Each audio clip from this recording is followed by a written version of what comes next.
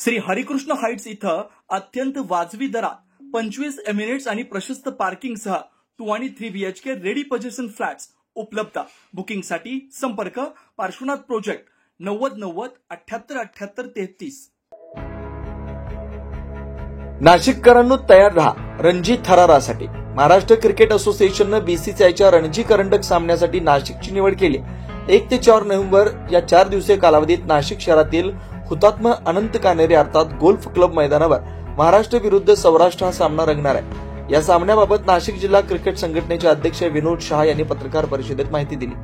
जिल्हा क्रिकेट असोसिएशनच्या वतीने अनंत कान्हेरे मैदानावर हा 12वा रणजी सामना या ठिकाणी आयोजित होत आहे। 1 नोव्हेंबर ते 4 नोव्हेंबर महाराष्ट्र आणि सौराष्ट्र या रणजी सामन्याचं आयोजन आपल्या अनंत कान्हेरे मैदानावर होत आहे।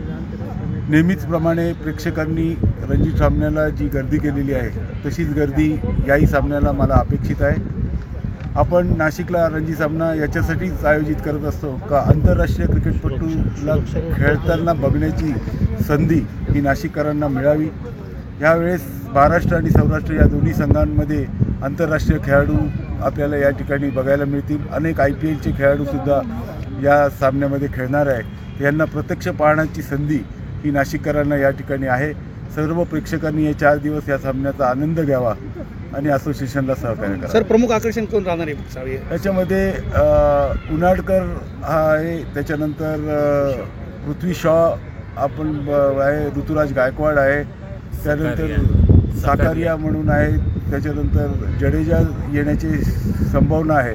त्यामुळे आंतरराष्ट्रीय बरोबर IPLचे खेळाडू या ठिकाणी या सामन्यामध्ये खेळणार आहे। दोन्ही सामन्यांमध्ये सर दोन्ही संघांकडून किती IPL खेळाडूंचा समावेश होता?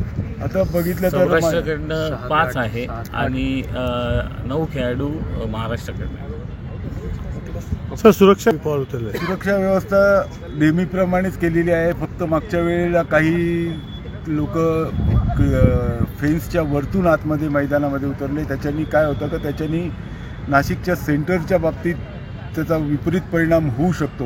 त्याच्यामुळे यावेळेस सुरक्षेच्या दृष्टिकोनातून त्याच्यावरती एक सुरक्षेची जाळी लावलेली आहे। त्यामुळे यावेळेस कोणालाही आतमध्ये येता येणार नाही। या सामन्यात महाराष्ट्र संघातून पृथ्वी शॉ, ऋतुराज गायकवाड, जलज सक्सेना, विकी ओस्तवाल यासारखे तारीख खेळाडू मैदानात उतरणार आहेत। तर सौराष्ट्र संघाकडून जयदेव उनाडकर, चेतन सकारिया आणि प्रेरक मकन यासारखे अनुभवी खेळाडू थरार निर्माण करणार आहेत। मैदानाची सर्व तयारी पूर्ण झाल्याची माहिती देताना विनोद शहा यांनी नागरिकांना या सामन्याचा आनंद घ्यावा आणि नाशिकचं नाव उंच करावं असं आवाहन केलं।